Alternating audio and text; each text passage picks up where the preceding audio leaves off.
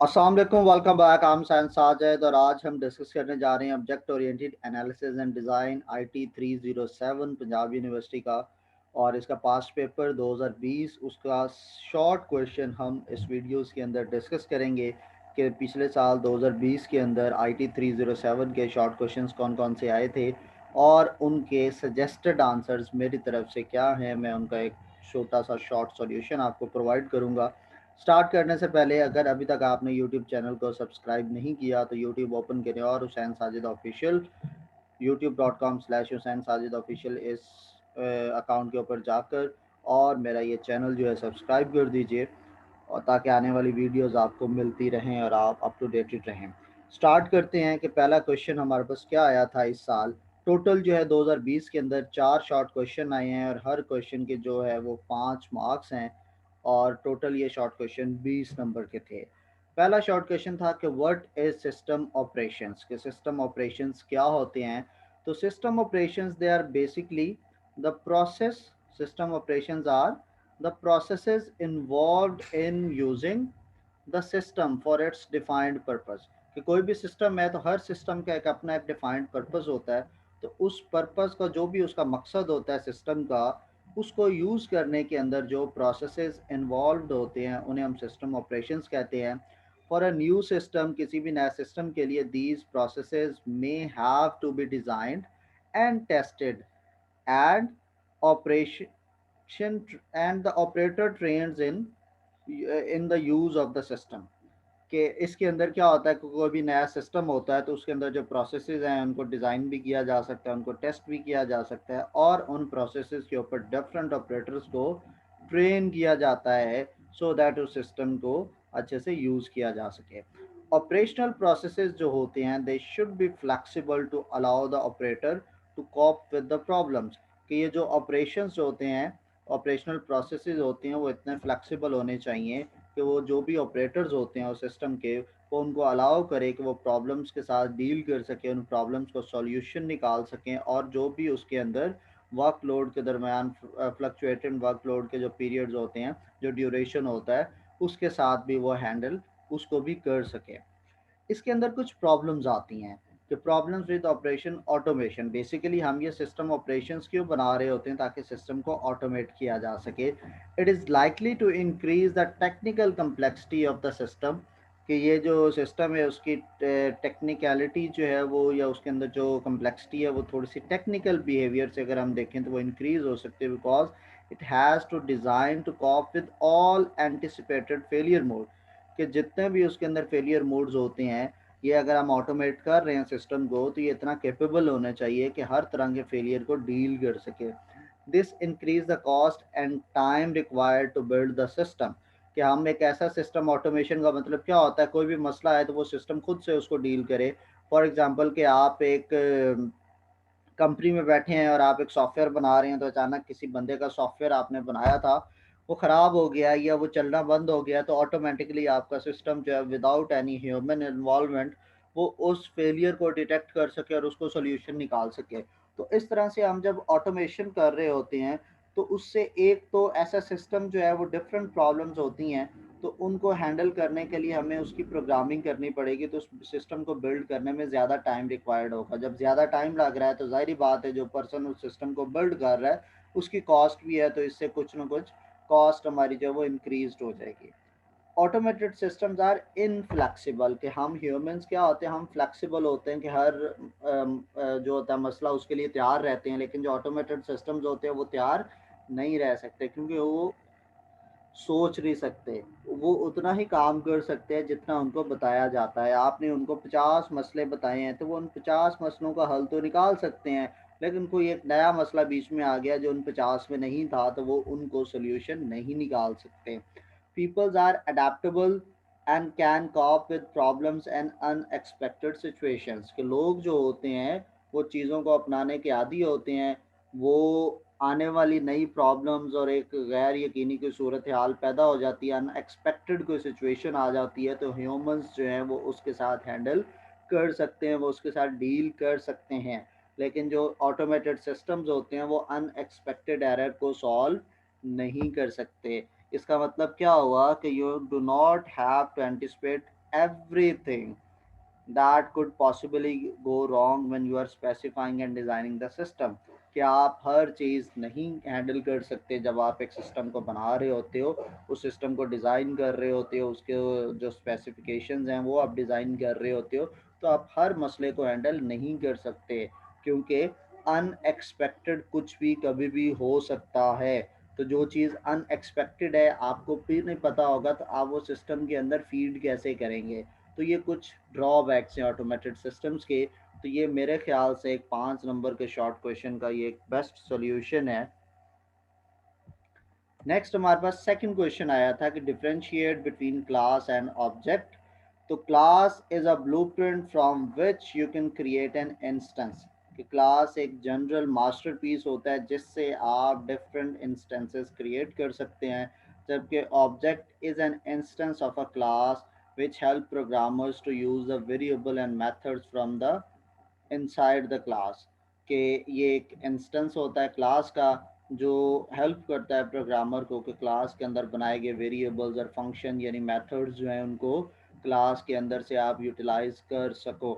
फिर क्लास जो है it is use to bind the data as well as method together in a single unit. कि जो class है ये डेटा, ठीक है, और मेथड यानी आपके वेरिएबल्स और आपके फंक्शंस को एक सिंगल यूनिट के अंदर बंद कर देती है, जबकि जो ऑब्जेक्ट्स हैं they are like a variable of a class. तो वो एक सिंगल वेरिएबल होता है और एक क्लास के हम कई वेरिएबल्स बना सकते हैं। Class have logical existence, objects have physical existence.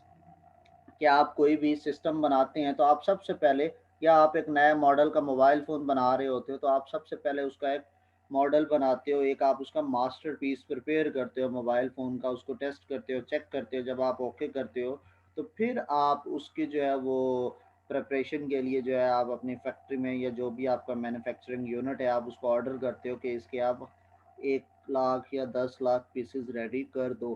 तो पहले आप उसका मास्टर पीस रेडी करोगे, ठीक है, और मोस्टली मास्टरपीस भी क्या है वो लॉजिकली आप उसके ऊपर सोचेंगे, फिर उसके बाद आप उसके ऊपर काम करना स्टार्ट करेंगे। A class does not take any memory space when programmer create one. कि जब आप क्लास बना रहे होते तो वो मेमोरी स्पेस नहीं ले रही होती, लेकिन जब आप ऑब्जेक्ट क्रिएट करते हो तो प्रोग्रामर जो है ऑब्जेक्ट क्रिएट करता है तो उसको मेमोरी रिक्वायर्ड होती है, वो कैरी करता है। Class has to be declared only once and object can be declared several times depending upon the requirement। कि क्लास आप एक ही बार बनाते हो और जो ऑब्जेक्ट्स हैं वो रिक्वायरमेंट के हिसाब से आपने बार बार बना सकते हैं। अगर स्टिल आपने यूट्यूब चैनल सब्सक्राइब नहीं किया तो इसको जल्दी से सब्सक्राइब कर दीजिए, इंस्टाग्राम के अकाउंट को भी फॉलो कर दीजिए और फेसबुक अकाउंट को भी फॉलो कर दीजिए। ये फेसबुक का पेज है और आपको कोई भी इस पेपर से रिलेटेड क्यूरी है, कोई क्वेश्चन बीच में आपको समझ ना आए तो आप इस फेसबुक पेज के थ्रू मुझसे पूछ सकते हैं। नेक्स्ट हमारा थर्ड क्वेश्चन इसका था कि what is software validation and verification. Software verification के अंदर क्या होता है कि it is a process of checking that software achieve it's goal without any bug. कि वेरिफिकेशन एक ऐसा प्रोसेस है जिसके अंदर आप ये चेक करते हो कि जो सॉफ्टवेयर है वो बगैर किसी एरर के, बगैर किसी बग के उसका जो गोल था, जो पर्पस था वो अचीव हो चुका है, या जिस पर्पस के लिए जो उसके फंक्शनैलिटी थी वो सारी की सारी बन गई है। ये हम वेरिफिकेशन में चेक करते हैं। It is a process to ensure whether the product that is developed is right और नॉट। कि आप चेक करते हो कि जो आपने प्रोडक्ट डेवलप की है क्या वो राइट है या नहीं है, वो ओके है या ओके नहीं है। It verifies whether the developed product fulfil the requirement that we have. कि जो हमारे पास रिक्वायरमेंट थी उस प्रोडक्ट को प्रिपेयर करने के लिए, तो वेरिफिकेशन के प्रोसेस के दरमियान में आप चेक करते हो क्या वो सारी रिक्वायरमेंट पूरी हो गई हैं इस प्रोडक्ट के अंदर या नहीं हुई। इसके अंदर आप क्या क्या एक्टिविटीज़ इस वेरिफिकेशन को आप स्टैटिक टेस्टिंग का नाम भी देते हो। इसके अंदर कौन कौन सी एक्टिविटीज़ इन्वॉल्व होती हैं? Inspection, reviews, walk throughs, desk checking. तो ये मल्टीपल एक्टिविटीज़ है जिनके थ्रू आप एक सॉफ्टवेयर को वेरीफाई कर रहे होते हो। नेक्स्ट आता है इसका सेकंड पार्ट कि वैलिडेशन क्या होती है। तो वैलिडेशन एक प्रोसेस होता है of checking whether the software product is up to mark और in other words the product has high level requirement. कि ये जो प्रोसेस होता है इसके अंदर क्या होता है कि in this process it is the process of checking the validation of a product कि प्रोडक्ट वैलिड है भी कि नहीं है, कि प्रोडक्ट ठीक है कि नहीं है। अभी हमने ये नहीं देखा कि इसके जो सारी रिक्वायरमेंट्स है वो पूरी हुई हैं कि नहीं हुई, तो जितना प्रिपेयर्ड हुई है क्या वो सही है या नहीं है। It is a validation of actual and expected product, कि जो आपकी एक्सपेक्टेशन है और आपकी करंट जो बनी हुई है आप उसको वैलिडेट कर रहे होते हो कि क्या जो करंटली जितना बन गया क्या ये ठीक है। अभी आपकी पूरी नहीं हुई प्रोडक्ट लेकिन जितनी बन गई क्या वो ठीक है। आप उन चीज़ों को चेक कर रहे होते हो और वैलिडेशन को आप डायनामिक टेस्टिंग भी कहते हो कि जैसे जैसे वो बन रही होती है साथ साथ टेस्ट हो रही होती है। इसके अंदर आप किस किस किस्म की एक्टिविटीज़ इन्वॉल्व होती हैं। ब्लैक बॉक्स टेस्टिंग, कि ब्लैक बॉक्स टेस्टिंग क्या होती है, वाइट बॉक्स टेस्टिंग इसके अंदर हम करते हैं, यूनिट टेस्टिंग होती है और इंटीग्रेशन टेस्टिंग होती है। तो ये मल्टीपल एक्टिविटीज़ होती हैं जो सॉफ्टवेयर वैलिडेशन में इन्वॉल्व होती हैं। ये हमारा तीसरा शॉर्ट क्वेश्चन था। और आखिरी और चौथा शॉर्ट क्वेश्चन है कि what is object oriented analysis and object oriented design. Object oriented analysis is a procedure of identifying software engineering requirement and developing software specifications in terms of a software systems. The object model, which comprises of interaction objects के object oriented analysis के अंदर फिर कुछ primary task भी आते हैं कि क्या होते हैं कि आप सबसे पहले आइडेंटिफाई करते हो ऑब्जेक्ट को, फिर आप क्या करते हो कि organising the objects by creating object model diagram, कि आप ऑब्जेक्ट मॉडल डायग्राम बनाते हो और उस डायग्राम के थ्रू आप सारे ऑब्जेक्ट को अरेंज करते हो, उनको ऑर्गेनाइज करते हो। और फिर आप क्या करते हो कि we define the internals of the objects, like object के एट्रीब्यूट्स जो होते हैं हम उनको डिफाइन करते हैं। फिर आप इसका बिहेवियर यानी इसके एक्शंस को डिफाइन करते हो। और फिर लास्ट में आप देखते हो कि हाउ ऑब्जेक्ट इंटरेक्ट, कि ऑब्जेक्ट जो है आपके सिस्टम के साथ कैसे इंटरेक्ट करेगा। तो ये हमारा होता है ऑब्जेक्ट ओरिएंटेड एनालिसिस। और ऑब्जेक्ट ओरिएंटेड डिज़ाइन क्या होता है कि object oriented design involve the implementation of the conceptual model produce during the object oriented analysis, के जो ऑब्जेक्ट ओरिएंटेड एनालिसिस के दरमियान में उसके ड्यूरिंग जब आप एनालिसिस कर रहे थे तो एक कंसेप्चुअल मॉडल होता है, उसकी इम्प्लीमेंटेशन जो है वो आप डिज़ाइन के अंदर करते हो। एनालिसिस के अंदर आप उस चीज़ को जनरली एनालाइज करते हो कि काम होगा कैसे, और फिर आप उसके ऊपर प्रैक्टिकली वर्क ऑन करते हो ऑब्जेक्ट ओरिएंटेड डिज़ाइन के अंदर। In object-oriented design, concepts in the analysis model, which are technology independent, are mapped onto implemented classes, constraints are identified, and interfaces are designed, and the resulting in a model for a solution domain. For example, a detailed description of how the system is to be built on concrete technology। यानी object oriented analysis के अंदर आप सोचते हो और object oriented design के अंदर आप उसकी फंक्शनैलिटी को डिज़ाइन करते हो कि हाँ अब ये काम कैसे करेगा, ये जो फ़लाँ फ़लाँ चीज़ हमने सोची है कौन सी चीज़ किसके साथ कैसे इंटरेक्ट करेगी, इसका प्रोसीजर क्या होगा, और आप उसका डिज़ाइन रेडी करते हो। तो ये थे हमारे शॉर्ट क्वेश्चंस। आपका स्टिल कोई भी क्वेश्चन हो तो आप मुझे ईमेल कर सकते हैं, या हमारे पास ये फेसबुक पेज है, आप यहाँ पर मेरे से कोई भी आपका सवाल है तो वो पूछ सकते हैं।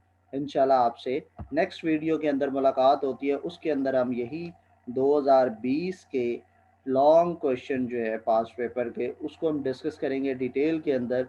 तब तक मुझे इजाज़त दीजिए। अल्लाह हाफ़िज़।